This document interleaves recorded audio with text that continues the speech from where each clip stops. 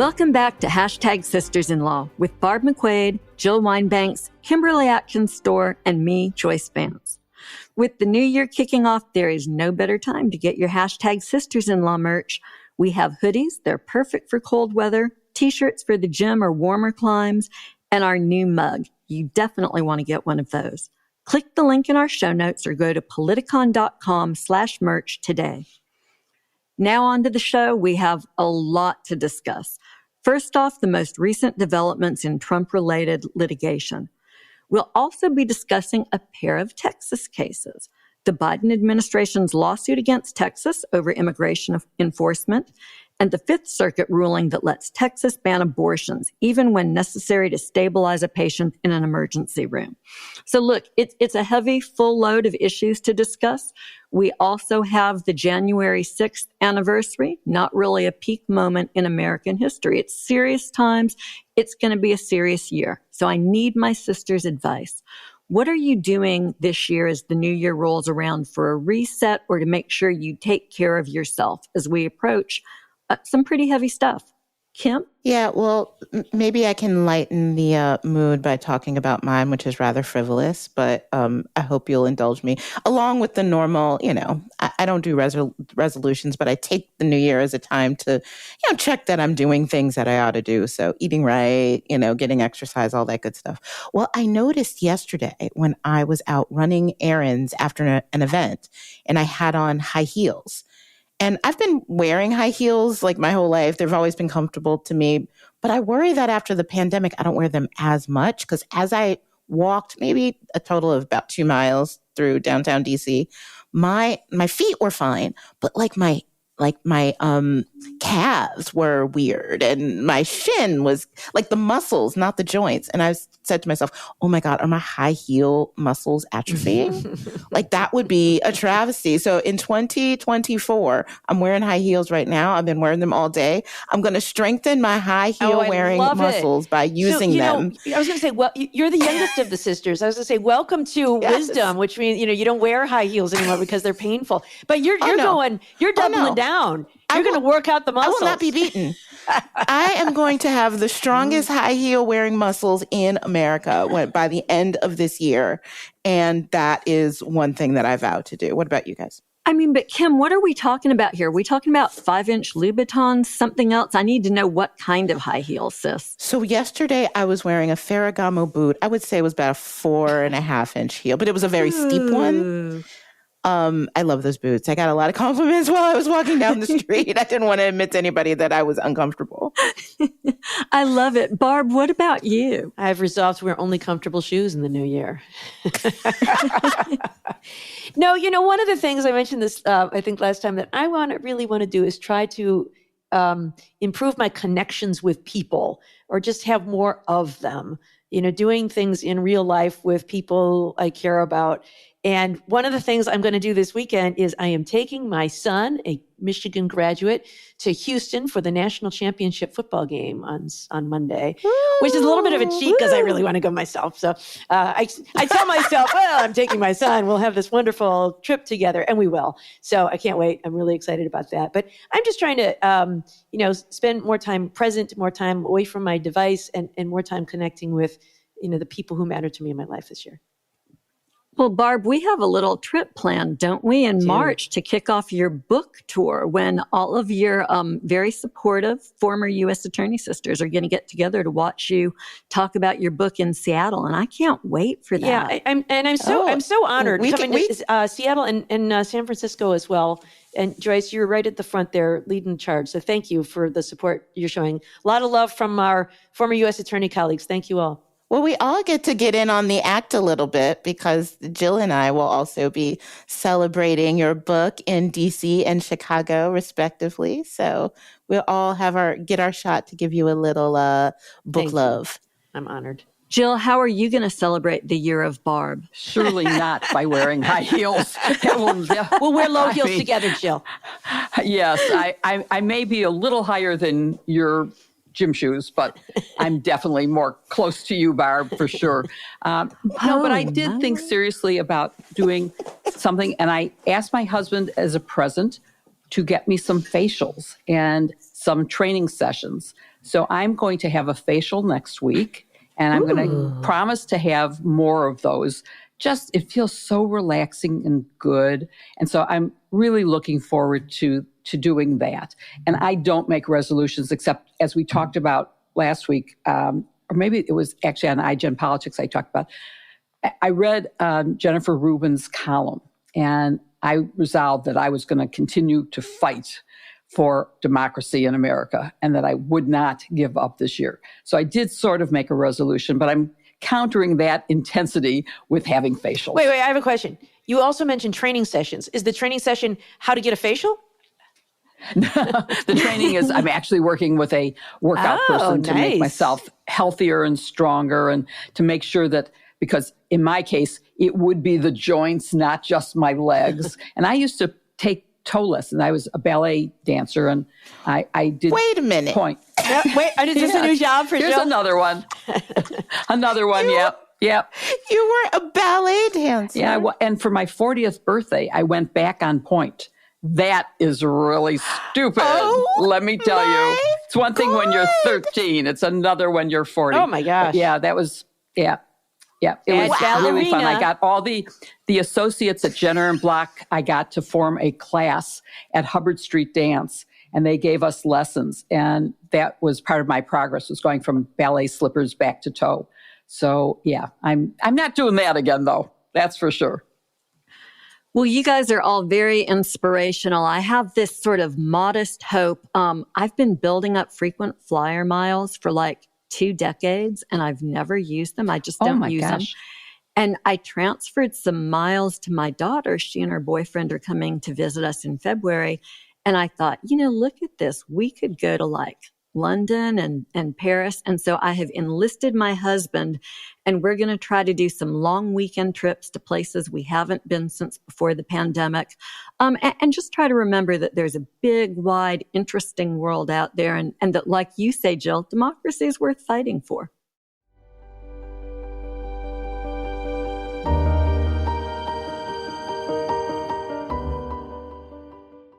Jill, you know what? I am exactly like Venus Williams. We're essentially the same person. Did you know that? Please explain that, Kimberly. That is because I know for a fact that, like me, Venus Williams uses and likes Happy Viking. Do you use Happy Viking, Jill? I do, but I have to say I'm quite different than Venus Williams. I was told by a tennis pro to quit lessons that I was paying him for. Oh, no! Wow. Yes, because I didn't know how a ball bounced and I could never be where the ball was. So unlike esteemed tennis champion Venus Williams, she has served another ace, Happy Viking protein and superfood powder. Each 2-scoop serving is packed with 20 grams of plant protein, 1 full cup of fruits and vegetables, and the benefits of more than 60 superfoods, vitamins, and minerals. I wish I could play tennis like Venus, but I can't. But at least I can eat well, like she does. Happy Viking is a great way to eat well after the holidays, and it still seems like you're getting a treat with 6 delicious flavors to choose from. There's triple chocolate, vanilla bean, strawberry smoothie, green colada, iced coffee, and cookies and cream. And even better, there's no gritty or chalky taste like other protein powders. They mix quickly, and each sip is smooth. You can mix the triple chocolate with the iced coffee for a very tasty and sort of a sinful breakfast. It's no surprise 93% of customers say Happy Viking is the best tasting plant protein powder they've ever had. Every morning when I make my smoothie and put some Happy Viking in it, I want a podium to stand on as I drink. Or I need one of those cups to drink it out of, because I feel like Venus Williams. I can't get over how much attention they've paid to quality ingredients. Happy Viking is everything you need in one plant-based shake. It has protein, vitamins, minerals, probiotics, prebiotics, fiber, electrolytes, and more, all with only 2 grams of sugar. Staying healthy is so important. And with every shake you make or smoothie like me, you are treating your body well and setting yourself up to perform at your best, no matter what your day has in store. Happy Viking helps boost lean muscle, sustain energy, digestive health, brain power, and immune support. It doesn't get better than that. Well, I do play tennis. I love tennis, but I am most certainly no Venus Williams. But I can eat and drink like her thanks to Happy Viking. With Happy Viking protein and superfoods powder made by tennis champion Venus Williams is hands down the best tasting plant protein powder out there. Visit drinkhappyviking.com and use code SISTERS for 20% off your first purchase. That's 20% off at drinkhappyviking.com with code SISTERS. You can also find the link in our show notes. And tennis friends, I know you listen. I'll be bringing along some Happy Viking powder to the court. So drink up, ladies.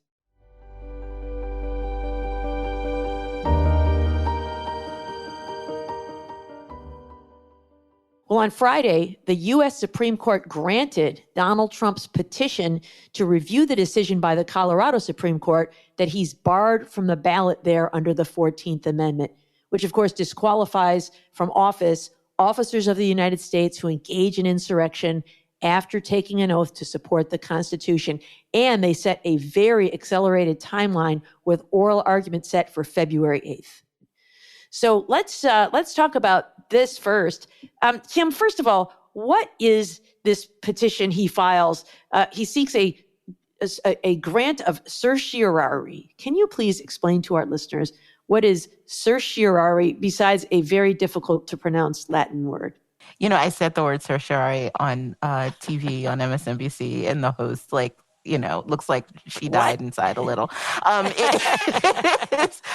And people also say it. I say it differently than my husband, which he says certiorari, or I don't know what he says, but it's different than what I say. That's why we also certiorari. Cert is basically a petition asking the Supreme Court to take up a case. And if the Supreme Court agrees to do so, it is an order. It is called an order of certiorari. So that's basically, it just means that Donald Trump asks the Supreme Court to decide this issue. Yeah. And of course, they don't have to. They're very selective about what they take. It has to be a very significant matter, which, Trump argues that it is. I agree it is. And I wanted to talk about some of the arguments that Trump makes in this petition. The first words in the petition are that the people should elect the president. What do you make of this idea? We've been hearing it kick around, the idea that it's undemocratic somehow to exclude Donald Trump from the ballot under the 14th Amendment. What's your take on that? Yeah, so the legal answer is that the Constitution includes a number of disqualifiers for holding federal office. Those are not anti-democratic. What they are meant to do is to protect the democracy from people who are, say, not loyal to the United States, who have previously attacked or supported an attack on the United States or its government. Think about former Confederates who may have wanted to run for office and really disrupt things during and after Reconstruction. You can't have that. That would threaten democracy. So it's actually very pro-democratic to have certain disqualifiers to protect those offices. So that's not it. But I think it's important, and it shouldn't be dismissed, that this argument that Trump is making is more of a political one even than a legal one, because the legal one doesn't hold up water, that they want to do this because they don't want you to vote. My enemies are coming after me because they don't want you to vote. They don't trust you to vote, and they're taking your right to vote away. That is incorrect, but it is a pretty powerful emotional appeal on the political scale, which I think, and it can confuse people, not people who may not even support Trump. Yeah. And so I think that's why it's important to do what we do every week, is just explaining what this does and doesn't mean. Yeah. And, I think our gut is, well, of course we should get to vote either for or against him. And in many ways, I'd rather see him defeated at the ballot box. But when it comes to the law, it isn't about what would be good policy. It's about what the law requires. And if that's the language of the Constitution, then we have to live with it, which, by the way, was created through a democratic process, right? 2/3 of Congress, 3/4 of the states ratified, just like the ERA, right, Jill? Oh. You got to me that time. All right, we'll talk about that another time. So, Jill, some of the things we see in this brief are some of the same arguments we've heard before. January 14th was not an insurrection, or even if it was an insurrection, Trump did not engage in it. The 14th Amendment does not apply to the president. But there was one argument that was new to me, at least, and that is that the language of the 14th Amendment says that one who engages in insurrection is prohibited only from holding office, not from running for office or even being elected to office. So it's premature to exclude him. What do you make of that argument? I mean, do we have to wait till January of 2025 and say, oh, sorry, you were elected, but you can't be seated? I don't think we have to. I don't think we should. I think it would do far more damage to the attitude of the people who support him to allow it to go forward. And then they are deprived of having voted for someone who cannot hold office. It is true. This is not a spurious argument. It's not ridiculous. The language does say you can't hold office. Yeah. But you have to keep in mind the states are in control of who can be on the ballot. In some states, it's up to the parties to assign who can be on the primary ballot. But on other states, they have qualifications, just like the federal government. They have to make sure that the candidates on their ballot are qualified to hold the office. So in that case, where states require qualifications, that would be legitimate for a state to say, if you are not eligible to hold the office, then you cannot be qualified to be on the ballot and to have your name as a candidate. So I think for those states, it's clear that the difference is without distinction. But there are other states that don't have that. But it would be absurd for a court to find that you can't hold office, you couldn't serve as president, but you could be on the ballot. That would be wrong. So I think that they should decide it and decide it now based on who would be qualified to hold the office. It's sort of like the distinction between, well, the president doesn't take an oath to support the Constitution. He or she someday, I hope, only takes an oath to preserve and protect and defend the Constitution. Well, that's a difference without distinction. If you are taking an oath to do all those things, that is to support the Constitution. So that's my take on the semantics of this language. Yeah, that's a really good point. And I hadn't thought about that because, there's also that language from Judge Gorsuch, not now justice, but when he was a judge, that actually was quoted in a case as saying that it is the rights of the states to choose who's on their ballot. So that's a good point. I think that those words might come back to haunt him. Joyce, here's the one that might be the strongest argument, I think, that Trump makes in his petition. He argues that this is a political question and that only Congress should decide eligibility, not the courts under the Constitution. First, can you explain the political question doctrine, what that is, and then tell us whether you think it applies here? Yeah, it's really an interesting question, Barb, because the political questions doctrine is pretty nebulous. It's often in the eye of the beholder. It goes back to Article 3, Section 2 of the Constitution, which establishes the judiciary and sets forth its purpose. And then in the first big decision made by the Supreme Court following the creation of the Constitution, the court creates the notion of judicial review. And it says that the court should decide legal questions, but that it sort of starts this political questions language. It says that there are political questions, they need to be carved out, that they're not the court's responsibility. They're better left to other branches of government. So then the question becomes, well, what's a political question and what isn't? And the term it's a legal term of art, but on its face, it gives really very little indication of what sorts of cases the doctrine bars federal courts from deciding. So over time, starting in a case called Baker versus Carr, the courts have set out a number of factors that can be used to decide what's a political question. A good example that our listeners are probably familiar with is that the courts will not decide whether a map that's drawn for voting districts is an illegal, unconstitutional political gerrymander. The court says, that's a political question. We're going to stay out of that. We'll decide that something is an unconstitutional racial gerrymander and disallow it on that basis, but we won't look at political gerrymanders. That's a political question. And that to say that the decision can be very amorphous, but I think even with that lack of specificity in the law, Trump's reliance here is misplaced. This is a pure question of interpreting the law and what the 14th Amendment, Section 3 means. It doesn't really seem to fit the criteria for a political question. Those criteria seem to revolve around whether a question is one that's uniquely better to be decided in the political sphere because there's not a definitive answer that the court can give. And of course, the Supreme Court is empowered with the ability to decide, well, what does this language in the Constitution mean? And that's what's at stake here with interpreting the 14th Amendment. So I know some people are more bullish on this argument for Trump than I am, but I don't really think it's a very good prospect for him with this one caveat. I think you're dead on the money, Barb, when you say the Supreme Court may be hesitant to remove Trump from the ballot, that there's a real lean towards letting the voters make the decision. Maybe the court will decide this is an easy off-ramp for them because they can just say, well, it's a political question, and then they're done. Yeah, that's what a judge in Michigan did. Good judge who got this question, and his decision was the same, that this is a political question only for Congress to decide. It is not for the courts. So there's at least one reasonable mind that agrees with this argument. And it would be a convenient out, I think, for the Supreme Court, which is why it might be appealing.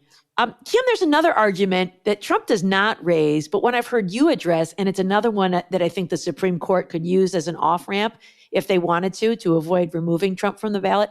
And that's this idea that it's premature to decide this question before the primary elections, and it needs to be decided only for the general election. Can you explain that argument? Yeah, it's not so much an argument, but I think is a factual reality that could weigh in on what the court decides to do and when, right? Because the problem is, in the primary stage, every state has different rules for their primary. You know, sometimes it is up to election officials to decide who is on a ballot based on, you know, whether they get enough signatures or such. In other states, it's the state parties who decide who is on the primary ballot for federal elections. And it's really out of the state. If they really, you know, if they wanted to, technically, they could put a 15-year-old, even though that person would not be eligible to be president. So when you have all of those differences, trying to decide an issue that would cover all the primary rules could be difficult. And it seems that the real way to take that on is to address the 14th Amendment question directly, right? Because that would apply to everyone, and it would also really, it would definitely apply in the general election. So what the Supreme Court could do, this is just an idea. They could stay everything so that Donald Trump is on the ballot, so that, you know, everything stays the status quo. So in the event of a ruling in his favor, he hasn't been damaged. Take up the 14th Amendment question and just schedule arguments and briefings irrespective of the primary calendar. People can still vote. People do their thing, but once they decide the 14th Amendment question, we'll know where we are. Is Donald Trump able to run or not? So it just seems to me that avoids all the problems of trying to do this on a state-by-state basis. Except in states that don't have ranked choice voting. People are throwing away their vote if he gets kicked off. And so that's not a fair outcome, I don't think. It's not perfect. I mean, is there a way that nobody is hurt other than stopping the election and waiting till this all plays out? There's no perfect way, but the Supreme Court has tools at its disposal to say, you know, we're gonna decide this and try to do with what is within their power to do on the emergency docket to keep as much of the status quo as possible while that plays out. I wonder if we might not see one or more of the Republican candidates, you know, either alone or maybe even jointly, if that were the scenario, if they might try to intervene and make the sort of ranked choice voting argument saying, hey, our rights are being violated if he stays on the ballot while he's not eligible. And, you know, the problem with elections is you want them to be clean and simple. You don't want messy. So hopefully Supreme Court, I know all the justices are big fans of #sisters-in-law. Hopefully they will take our expert guidance and do this as quickly and as cleanly as possible so Americans have certainty heading into the election. Oh, wouldn't it be great if they listened to our podcast? I'd be surprised, but wouldn't it be great if like Elena Kagan listens to our podcast? You know, I fangirl over Elena Kagan. She's the coolest. Very cool. Well, all right, Jill, I want to ask you about a piece written by former Attorney General William Barr. He wrote a piece making some arguments that, Trump should stay on the ballot. And one of them is that Donald Trump is entitled to fact-finding. He talks about it as due process, not necessarily the kind of due process you would get in a criminal case, but at least fact-finding that he engaged in insurrection, where he gets to present evidence, he gets to cross-examine witnesses. At the time of the Civil War, it was easy to determine who had engaged in insurrection just by looking at whether they had participated in the Confederate Army. That was easy. You were a colonel in the Army, you were an insurrectionist, you're subject to this thing. And, this situation is not quite so black and white. It's not quite so automatic. What do you make of that argument that there's not been adequate fact-finding? So his article is actually pretty interesting, and I recommend reading it. But after you start to parse each of the arguments in it, it's not very compelling. And in terms of saying it's easy to determine if someone fought in the Civil War, well, were they conscripted or did they volunteer? If they were conscripted, did they actually engage in insurrection? I don't know. Would they have had to flee the jurisdiction to avoid service? And I don't think it's any harder to watch television and determine what Donald Trump's role was and whether there was an insurrection based on the evidence you saw with your own eyes or the compelling case put together by the January 6th committee than it was to determine if someone had engaged in being a Confederate soldier. So I'm not persuaded by his argument, but there are some good parts in it, some interesting things. And certainly everyone is entitled to due process before being deprived of being convicted, for example. That would certainly require due process. But losing your freedom is different than losing a privilege of running for office.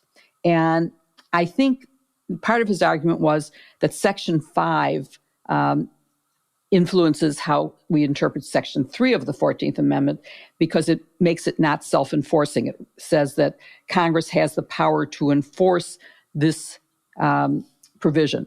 Well, it really is aimed at enforcing all of the provisions, the due process provisions, the equal protection, to saying states can't deprive people of federal rights. And I don't think it applies clearly in this case. And I don't think you need to have a court decision. So as you go through each of his arguments in this, I don't think that it will stand up and that it's still the right thing for the Supreme Court to look at the 14th Amendment, the disqualification, to allow states that say you must be qualified to hold office, to be on the ballot, to run for office, and to say he engaged in a conduct that bars him from office. And it is his conduct, not his words, but his conduct before and after the January 6th insurrection that I think bar him from office. So I think there's a lot in, you'd have to spend a whole lot of time going through each of the points in this very lengthy opinion piece. But no, I'm not impressed by his fact-finding argument. And remember, there was a trial in one in Colorado, and there was some fact-finding in Maine. And so it wasn't done just based on nothing. There is a procedure now for appealing to higher courts, and that's where we're at. And the courts, Colorado Supreme Court said, we're doing some fact-finding, we're basing it on the facts found by the trial court. We're looking at the law. There will be now a case in court based on the Secretary of State of Maine's fact-finding and legal conclusions. So I think that's enough due process to allow for states to determine who can be on their primary ballot. Yeah, Joyce, I want to ask you about just one other question that Barr raises in that piece, and that is this argument that Section 3 of the 14th Amendment is not self-executing. That means that, Congress would actually have to create some enforcement mechanism to explain how all of this works and to, have it be actually utilized. And, that seems strange because other provisions of the Constitution don't have to have some sort of enforcement mechanism, but there is Section 5 of the 14th Amendment. It's got this, Section 3 is the one we're talking about, but then there's this Section 5, which says Congress may enact legislation to enforce the 14th Amendment. Well, why would that be there if if it weren't necessary to legislate. And he actually cites an old case called Griffin to support this interpretation. What do you make of this argument? Yeah, I think this is a fascinating argument, and it goes to the earlier question you asked me about whether the political questions doctrine was a good way for Trump to prevail in this case.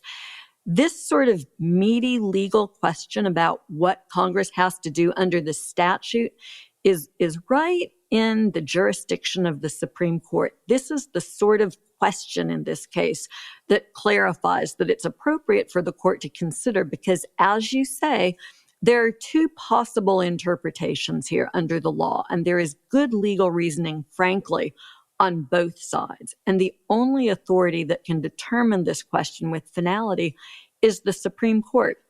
It's not that they'll be doing Congress's job, the political job.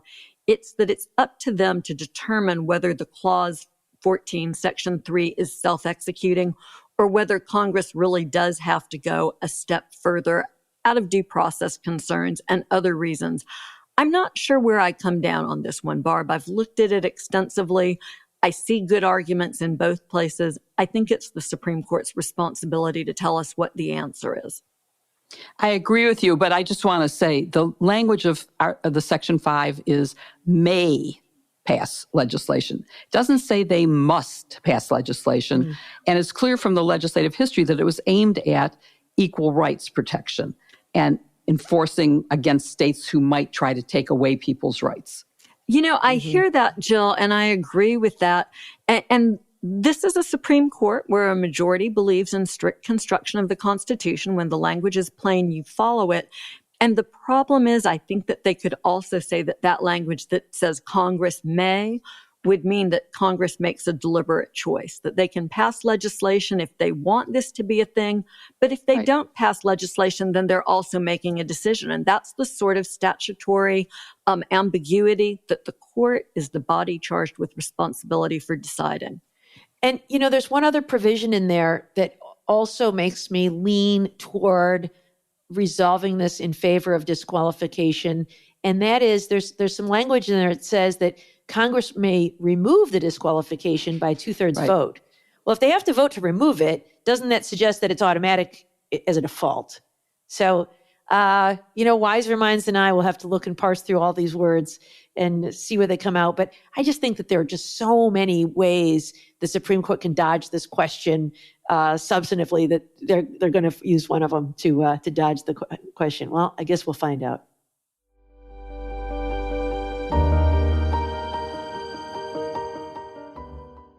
Hey, Jill, you look remarkably good post-holiday. Your skin just sort of shines. What are you doing right that I'm not doing?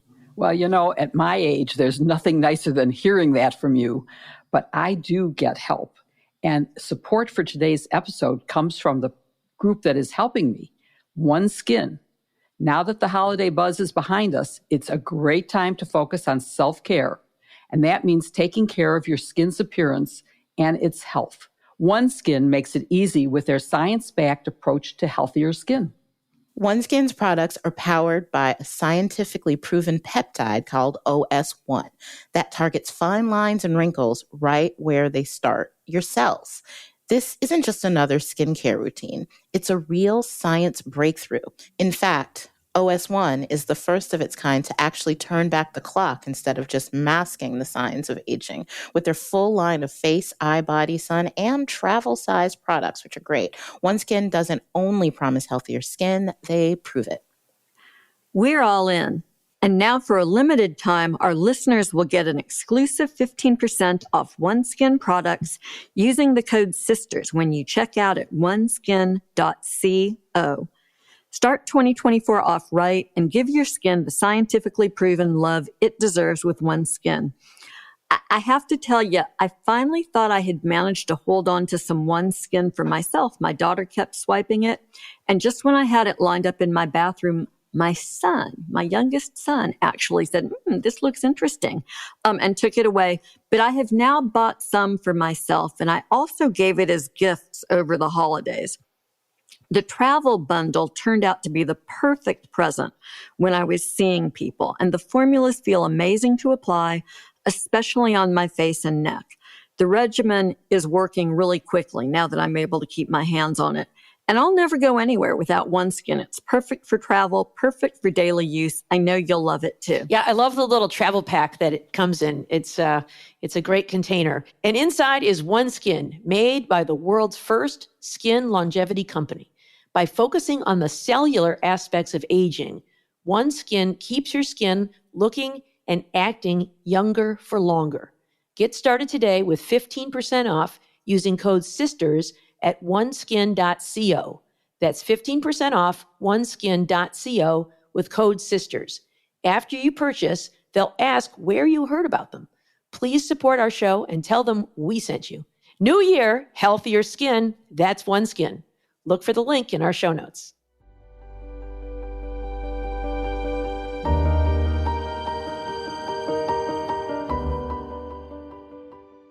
So there has also been a flurry of litigation between the Biden administration and the state of Texas. And a good deal of it is about the state's border and immigration policies. So first, let's talk about the lawsuit the Biden administration just filed over Texas SB 4. Joyce, what does that lawsuit allege about this law? Yeah, this lawsuit makes me feel like I have deja vu because I fought this precise lawsuit during the Obama administration in Alabama. This is a repeat of a legislative strategy that Arizona and Alabama tried. It's called a papers, please law because it requires state law enforcement to ask for proof of citizenship and then arrest anyone who isn't here legally. Of course, this imposes all kinds of burdens on law enforcement, and on federal law enforcement in particular. It forces them to expend their priorities on these roadside stops instead of maybe focusing on organized groups trafficking people or focusing on people with violent criminal history who are here without status. So it's a misallocation of federal resources, and that's the entire point here. The Supreme Court has previously determined these kind of measures are unconstitutional under the Supremacy Clause, and in essence, the lawsuit says that only the federal government has the right to determine immigration policy, and that because Texas law intrudes on that, it's unconstitutional. So the theory here that the state is traveling under is federal government's not doing enough. We don't like what the federal government is doing here, so we are going to step up and do it ourselves. And DOJ argues that the state of Texas can't run its own immigration system. Yeah, so what about that, Jill? I mean, I remember learning back in law school that, immigration is a federal issue. So is this going to be a slam dunk for the Biden administration, do you think? Well, because of the Supreme Court, nothing is ever a slam dunk these days. But not only did you learn it in law school, I actually practiced immigration law as part of Jenner and Block. Wait, what? So did we know this? There you go. One more. An immigration attorney ballerina. I don't know that we did know this. This is all new. I got to reevaluate. Yes, I used to twirl over to the immigration office to help my clients. Joyce has already said it. I mean, we have a supremacy clause for a reason. We have a regulation of commerce clause, interstate commerce and foreign relations all belong to the federal government. So if you look at our Constitution, it makes it clear that immigration practices have to be done at the federal level. And it's in every way, shape, and form, whether you can get into the country, whether you can be removed from the country, whether you can be sent back to another country, which is foreign affairs. All of those things are clearly for the federal government. And the court has in the past recognized that that is true. And so I really think that this case will end up going nowhere for the state of Texas. And I'm wearing a Texas pin because we have two Texas topics today. So I'm wearing a sheriff's pin from Texas. Very, very nice. Well, have you been a sheriff too? I actually have a real badge. But of course you do. That was for Solicitor General, not for sheriff. I've never been a sheriff. All right. Well, maybe that'll be the next chapter. She's the sheriff. So in addition to all the things that Jill says we also have governors in states like Texas that are stunting, right? That are doing things in order to try to gin up the issue of immigration. So I think that's why in this case, even though we have this case law that seems pretty clear that Texas can't do this, that they're doing it anyway. But that's not the only Lone Star battle, Barb. Last week, the Biden administration asked the Supreme Court, busy Supreme Court these days, asked the Supreme Court to chime in over federal officials' effort to cut the razor wire Texas placed across parts of the Rio Grande. What does the administration want? And what do you think the likelihood of the administration of the court taking this up? So you may remember that in the summer, the state of Texas, Governor Abbott decided in a show of force against the invading immigrants that he would put razor wire into the waters around Texas to keep immigrants out. And, again, Kim, this strikes me as, posturing for voters, despite the fact that he has taken an oath to uphold the Constitution of the United States. He has violated the same thing. This is federal domain. Immigration is a federal area that is foreclosed to state administration. And yet they put up all this razor wire, and the Border Patrol agents say it is causing a lot of problems for them because people are getting injured. It is preventing Border Patrol agents from doing their jobs of enforcing the border. And so they've been cutting it. And so the state of Texas filed a lawsuit against the United States of America. And the Fifth Circuit Court of Appeals said that until this issue is resolved, the Border Patrol must stop cutting the razor wire. And so Elizabeth Prelogger, whose name I now know how to pronounce thanks to Kim, it's like a logger and someone who came before, a pre-logger. Solicitor General Elizabeth Prelogger has asked the court to step in to immediately lift this injunction and say, look, Border Patrol needs to be allowed to do what they're going to do. We can work out the legal issues here long term and figure out what the law is. But in the meantime, this injunction is clearly illegal. It is not permitting Border Patrol to do their job, and it needs to be lifted right away.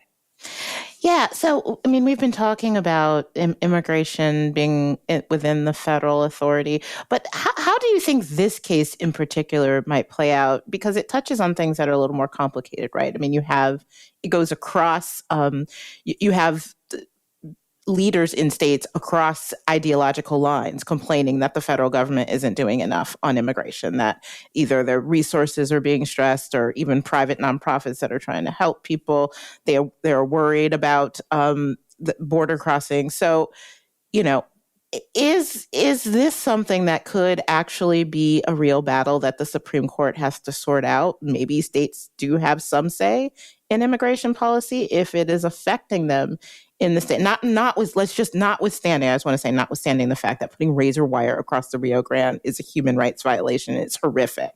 But there are bigger legal issues at play as well. What do you guys think? I don't think it's the Supreme Court's job to make policy. They've said that repeatedly, and they need to stay out of this fight. The real problem here is that Congress has abdicated its responsibility to legislate. DOJ's argument, and the precedent here, is that the federal government owns the responsibility for immigration. And it makes a lot of sense because when you think about it, if we had 50 states with 50 different laws, then foreign countries would have to navigate this whole range of different policies where their citizens were concerned in different states. Immigration would also become a barrier to trade and to economic development in the United States. If you had to navigate these 50 different state regimes, it is unworkable to let each state run its own immigration plan. And so the burden belongs very squarely on the Congress, which has simply been incapable of that task. Hopefully this next term will be different. Yeah. And, I would say politically, immigration is a mess. And that's because so many in Congress have refused to take on this issue seriously. And that's true of Republicans and Democrats. I think everybody's just so scared of taking a strong stand on this. But just because it's such a political hot potato doesn't mean the legal issues are complicated. They may be a little convoluted when you're starting to talk about the supremacy clause in the 11th Amendment. But I think at its core, this really is about whose responsibility is it to govern the border. And it is a federal responsibility, a uniquely federal responsibility. And so I think at the end of the day, I can't imagine the Supreme Court will allow states to have their way when it comes to things like this.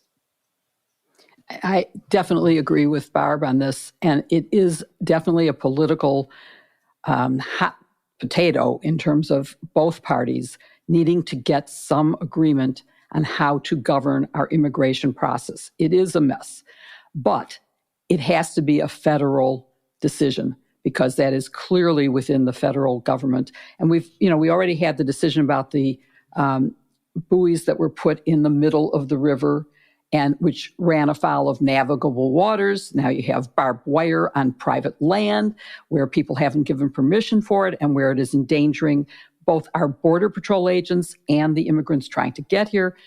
But there has to be a federal policy on this. It cannot be that it is state by state. Even though in another segment we're going to talk about, states do have powers to individually make decisions about how elections are run. That's not true when it comes to foreign policy or immigration.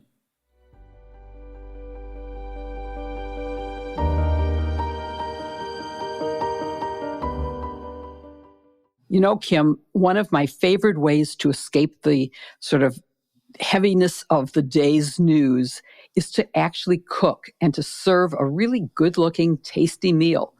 And at the end of the year, my husband and I were talking about what were our favorite HelloFresh meals from this year. And we had so many that we could not pick a single one as a favorite. We had dozens that were favorites. What about you? Yeah, I love comfort food, and I often like Pan-Asian styles. So I and my family had some hoisin glazed pork tenderloin. That was absolutely delicious. And the best part is that it came right out of the kitchen with HelloFresh, with every ingredient you needed, right down to the sriracha mayo. With HelloFresh, you get farm fresh, pre-portioned ingredients and seasonal recipes delivered right to your door. There are no trips to the grocery store. I hate that. No wasted ingredients. I hate that too. And no menu planning or grocery lists. Count on HelloFresh to make home cooking easy, fun, affordable, and comforting. That's why it's America's #1 meal kit. Yeah, I really hear you about the wasted ingredients part too. I was discussing this with my son who says, I buy a head of lettuce to put one slice on my burger, and then it sits in my refrigerator until it goes bad and I throw it away. Well, not with HelloFresh, because they give you just as much as you need. So whether your resolution is to save ingredients, save money, eat better, or stress less, HelloFresh has you covered. Meet your goals by making this your most delicious year yet, thanks to HelloFresh's affordable, fresh ingredients and chef-crafted recipes delivered right to your door. You'll be leaving recipe boredom in the past because HelloFresh has more options than ever before. Dig into their biggest menu yet with over 45 weekly dinner options to choose from, and even more market add-on items that suit any lifestyle. I really like adding on garlic bread and chili. You can get them as sort of side dishes, and they make like a nice meal if it's just me and my husband, or sometimes even just a little lunch for me. Yeah, and I like their salads as well. They have those as add-ons that are really great. But then sometimes I cheat and I get their desserts because they're really good. And I love all of their sort of Thai and Chinese-inspired meals. The curries, I think, are particularly wonderful. HelloFresh works with your schedule in addition to making it delicious. Their plans are flexible, and you can change your meal preferences, update your delivery day, and choose your address with a few taps of the HelloFresh app. Imagine getting fresh quality produce from the farm to your kitchen in less than a week. You can enjoy the flavors of the season right at home that way. Go to HelloFresh.com/sistersfree and use code SISTERSFREE for free breakfast for life. That's one breakfast item per box while the subscription is active. That's free breakfast for life at HelloFresh.com/sistersfree with the code SISTERSFREE. Everyone can also look for the link to HelloFresh, America's #1 meal kit, in our show notes.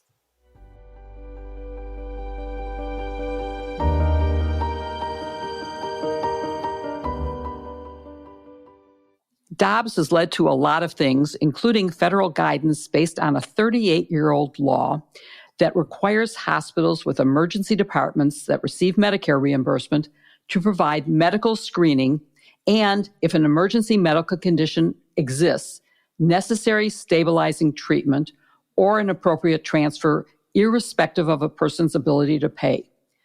The provisions of the law, which is called the Emergency Medical Treatment and Labor Act, EMTALA, apply to all individuals, not just Medicare beneficiaries. The federal guidance that the Biden administration issued required that when a pregnant patient came to an ER experiencing an emergency medical condition, as defined within EMTALA, and abortion was the necessary stabilizing treatment, that was what the physician had to provide. Further, the guidance said that when a state law prohibits abortion and draws exceptions for the life or health of the mother more narrowly than EMTALA, then federal law was the one that governed. It preempted state law. So then Texas decided it was going to take action. It passed an anti-reproductive rights law that has led to some very interesting legislation and litigation, rather. Joyce, I want to talk to you about the trial court in that litigation ruled against the Biden administration's guidance and stayed its impact. This week, the Fifth Circuit, generally considered to be the most conservative federal appellate court, agreed with that trial court.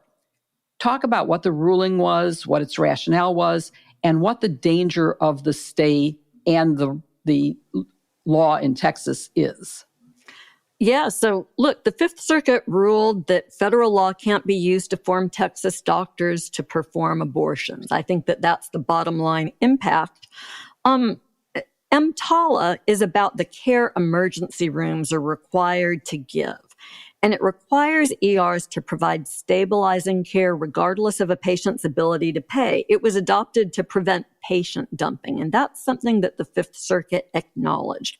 But nonetheless, they said that after Dobbs, when HHS issued guidance on EMTALA and reminded hospitals that physicians had to provide abortions as necessary to stabilize patients who were in emergency rooms, that they went beyond their authority and that they violated state law. The Fifth Circuit said that HHS's interpretation of EMTALA was flawed, and so they stayed any enforcement of that guidance. And to put what that stay means into context, we should consider the case of Brittany Watts, an Ohio woman who was 21 weeks pregnant when her water broke. Her doctor told her that the fetus was not viable and that she needed to have an abortion or she would become septic or have a placental rupture and she would die. But based on the laws that were in effect at the time, the emergency room she went to in Warren, Ohio, declined to treat her, and she ultimately lost the pregnancy at home. She is now being considered for prosecution for abuse of a corpse, which is just stunningly anomalous in a situation where a woman suffers a tragic loss. It happened because she did not receive stabilizing care in the emergency room of the hospital where she went. That's what the stakes are in a case like this. Yeah, the law is so vague that there's going to always be controversy about how severe the risk to the mother has to be before emergency care is allowed. You know, what constitutes an emergency? Do you have to be on death's door? Can you just be septic? And that's what happened in that case, Joyce. And it really is something that many hospitals now have appointed legal teams so that doctors can get advice before they give medical treatment, which seems really bad. So, Barb, while it's clear the Fifth Circuit said EMTALA can't be used to force an unwilling doctor to perform an abortion, even if there's an emergency. But do you think EMTALA can protect a willing doctor in a state with draconian laws like Texas's if they perform an emergency abortion because they really fear for the health of the mother, which EMTALA would protect? Or does it have to be the life of the mother, which is what Texas says, or a bodily function that will be lost? Because think about the Cox case, where she was denied an abortion in Texas, even though she was going to lose all her reproductive functions as a result of carrying the pregnancy without an abortion. Yeah, before this decision, I would have thought that a doctor would be in safe territory under EMTALA. They could, cite to an emergency and use that as a justification for their conduct in performing an abortion. But now, after this ruling, I think the idea that state law governs and allows a much narrower exception only to save the life of the mother, that I think what we're going to see as a practical matter is doctors having a chilling effect, being fearful that, well, I think their life is at stake, but I'm not sure, and so I better not. Or, some of the things they raised, the state raised in its challenge was, well, what about a mental health emergency? That may not be life-threatening, but could create some emergency. I've had conversations with friends who are doctors in obstetrics, and what they say is there are all kinds of things that come up where it would be their best medical judgment to advise a patient to abort, but it's probably not life-threatening, or at least it's not certainly life-threatening. What if someone has breast cancer? Probably treatable if they get immediate care with chemotherapy, radiation treatment, and other kinds of things. But those are things you can't do if you're pregnant. And so their best medical advice would be end the pregnancy. Let's take care of the breast cancer. And then, we hope you can have a healthy pregnancy down the road. If it's just to save the life of the mother, that's not an option. And so that's where it gets so complicated to have these rules. And as we saw in the Cox case, putting it up for judges to make these decisions who are so ill-equipped to make decisions about what is in the best interest of a woman's health, a pregnant person's health needs. And so I think the biggest concern about this case to me is the chilling effect it will have on doctors who just aren't sure and don't want to risk going to prison and risk their medical license for performing abortion that turns out in retrospect where they got the guess wrong. Yeah. I mean, it's really scary. And it's something that may give a doctor an affirmative defense to a criminal action. But what doctor wants to have the criminal action in which he has to assert a defense? So from a different perspective, Kim, we've talked about administrative agencies like the FDA and the conservative courts and Republicans trying to eviscerate them.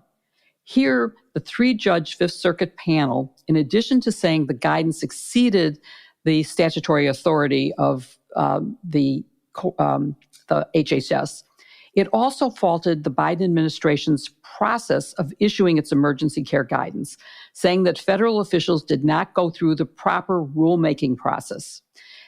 So what do you think of that? Is this really something that EMTALA allowed? Is this something that you think there's a legitimate concern about whether the process was filed, or would the court have done this no matter what? And is this just part of trying to undo administrative agencies?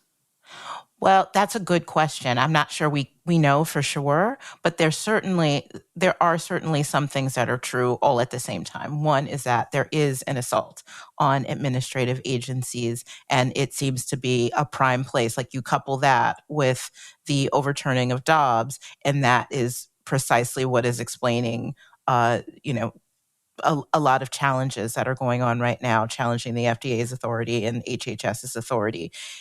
It's like hitting, 2 birds with one stone, so to speak. So there is an animosity toward federal agencies that conservatives have. You also have conservative judges. Like, Donald Trump filled the entire federal judiciary with conservative judges. So you have those who are more likely to, in my opinion, be outcome driven on the issue of abortion. So maybe there is something in play. But at the same time, when it comes to not following agency procedure, that has been a reason for a lot of cases and rulings against parties of both administrations. One that comes to mind during the Trump administration is that is precisely why Trump's effort to try to put an immigration question on the U.S. Census form failed. It's because Secretary Ross at the time didn't follow administration policy. And it was an easy way for the Supreme Court to say, although they seemed leaning on ruling that the president had every right to put that question on it if he wanted, Trump ended up losing because they didn't follow the right procedure. So that's a real thing. That's something that agencies actually have to do. So I think this is a mix of potentially legit legal questions that need to be answered, mixed with certainly the purpose of these challenges in the first place, or the purpose of passing this law in the first place was political, right? It was an effort thinking that they had good conservative judges that would uphold it.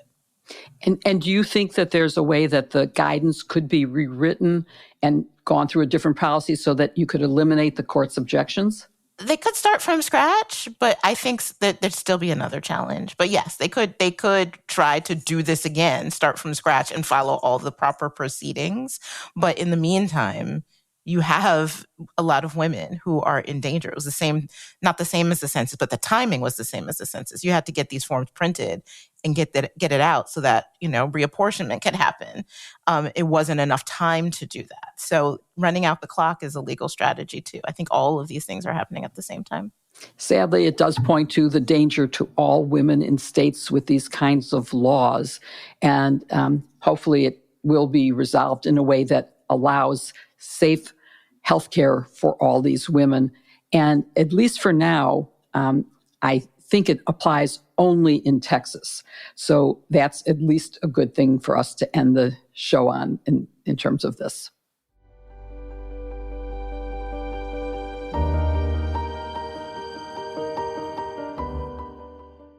Joyce, do you know what my Athena razor has in common with a Sade song? I don't, Kim. It's a smooth operator. Oh, I see what you did there. Oh, girl. I don't know what this hashtag sisters-in-law equivalent of a dad joke is, but that's certainly a sister's right joke. up there. It's a sister joke. I love it. But, the Athena Club razor, it is no joke. The Athena Club razor kit is the best one out there, and here's why. First off, it's a steal at $10. It comes with a beautifully made ergonomic handle and 2 sharp razor heads that deliver an incredibly smooth shave every time. The razor kit also includes a game-changing magnetic hook for easy storage, so no more cluttered tub or goopy razor blades. In fact, sisters, you might even find that the men in your lives want to steal your Athena razor. It's that good. Yeah, some products, I wonder if they're just, TikTok hype, especially when you see them a lot. But with Athena, they really live up to it. And we're so excited that they support this show. The hype is real. So if you haven't tried it, you really need to give it a shot. Athena Club's razor glides effortlessly thanks to its 5 precision-engineered blades, which are perfectly spaced, meaning less irritation with each stroke. It even multitasks by moisturizing while you shave with avocado oil and hyaluronic acid serum. That's amazing. And there's also a built-in skin guard that helps to prevent razor burn. Razors aren't created equal. So make the switch. You need to try Athena Club's razor kit. It's the best deal you'll get on a premium razor, and you will have you feeling confident in your own skin all year long. So are you ready to upgrade your shaving experience? Switch to the best razor on the market and show your skin you care with Athena Club. Head over to athenaclub.com to try their award-winning razor and body products and get 20% off your purchase with code SIL at checkout. You can also find Athena Club razors at your local Target store. Target store? Oh, my mom will acknowledge their existence then. Excellent. Trust me, you won't look back. You can also find the link to the perfect razor in our show notes.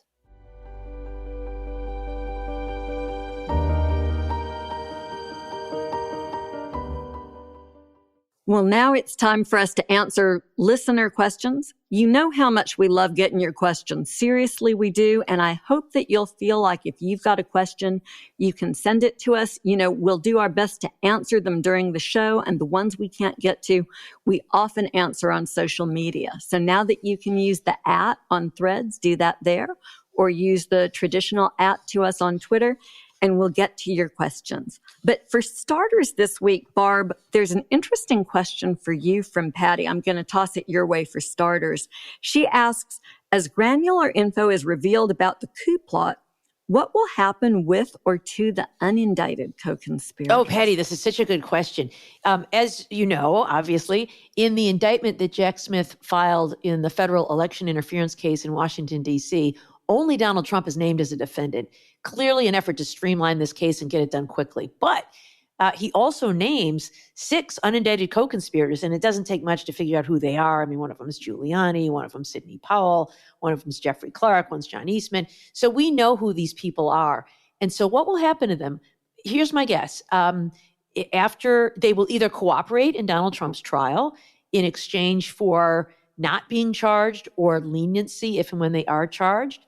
That would mean that they would enter guilty pleas to whatever they end up being charged with. If they do not cooperate, then I think it seems quite likely, especially if Donald Trump is convicted, that they could then be charged later. So the statute of limitations on all of this is 5 years, which will pass in January of 2026. No, did I do the math right? Yeah. You did did? the math right? 2029 to 20. All right. Yes. Didn't even use any notes. No notes, folks. So he still has some time, even after the Trump case is done, to charge them. So I don't think Jack Smith's going to forget about them. He's either going to use them in the Trump case or he's going to come after them down the road. And that's the risk that they face and the leverage that Jack Smith has over them to work out a deal and testify in the Trump case. Hey, Jill, we have a question from Matthew in Manhattan. Matthew asks, what's going to happen to Donald Trump as a result of the civil fraud case in New York? We see that the Attorney General in New York has just asked for a lot of damages. Will that really stick? Well, it depends on how you view the evidence, and I think the evidence came in pretty strongly. The original ask from the Attorney General was for $250 million in damages, which was basically return of the profits that were unfairly made by overestimating values and underestimating for insurance purposes, for tax purposes, rather. Now they are asking for $370 million, which is quite a big increase. But don't forget, there's also another part to this, which is they're asking to basically put Donald Trump and his organization and his family out of business in New York, to bar them from doing business in New York. So in addition to disgorgement of unfair profits, they would no longer be able to sell real estate and condominiums, et cetera, in New York. So I think that there's a chance that based on Judge Engoron's findings during the trial, that he will go for the amount of money being requested. And it's going to be a dramatic outcome, I would say. I bet we'll have more to say about that one next week after the hearing takes place in front of Judge Engoron. I'm looking forward to it. Kim, our last question comes from Judy in Brunswick, Maine, one of my favorite places anywhere. I bet by the time she listens to the podcast, Judy will be sitting in all the snow that's predicted to land in New England over the weekend, so it's appropriate for us to take her question. She asks, how do the Supremes communicate with each other? Do they sit in their lonely offices transmitting thoughts by email or text? When I was a medical practitioner, we held case conferences. Did these justices meet about cases? I want to know the answer too. They shoot spitballs at each other. No, the Supreme Court justices do conference. Actually, that's exactly what they call it. Periodically, whether they get together to decide which cases to add to their dockets or which cases to refuse to add to the docket, or after an oral argument when they deliberate. Those are all. They do so in literally a conference room where it's just them. There's no court reporter. There's no anything else. And they go around and they vote and they deliberate over these cases. So they do that together. You know, it's yes, they each have their chambers, their little offices that operate sort of like 9 little individual law firms in a way.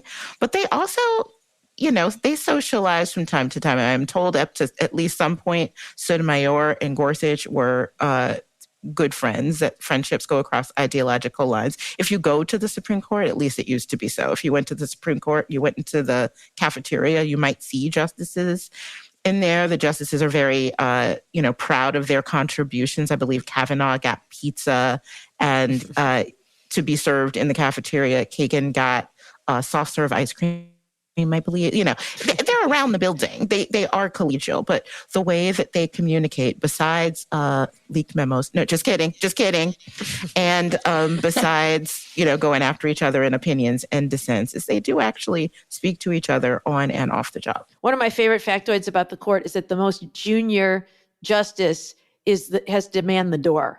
So when they're in their little conference room, if someone knocks, so I get, what is Ketanji Brown Jackson? Yeah, she's Jackson. I got it, guys. I get the door. I know. It's me again. I got it. Well, Kagan jokes too that she was on that for a long time. Like after she was confirmed, it was like 10 years before there was somebody else. They're praying for a newbie to get on. I've been answering this door for a long time. Thank you for listening to #Sisters-in-Law with Jill Winebanks, Kimberly Atkins Storr, Barb McQuaid, and me, Joyce Vance. Remember, you can send in your questions for next week by email to sistersinlaw@politicon.com or tweet them for next week's show using #Sisters-in-Law. And please show some love to our sponsors, Happy Viking, One Skin, HelloFresh, and Athena Club. They all make great products, and you can find their links in the show notes. Please support them because they support us. Please follow #Sisters-in-Law on Apple Podcasts or wherever you listen, and give us a 5-star review. It really helps other people find the show. See you next week with a new episode. #Sisters-in-Law. You guys remember when someone wrote a column like name checking me and other people about changing our last names? Because it was so unfeminine. And so one of the other people that the writer cited was Jennifer Lopez. And after that, I was like, Jennifer Lopez and I are the same. It says so in the Washington Post. We are the same.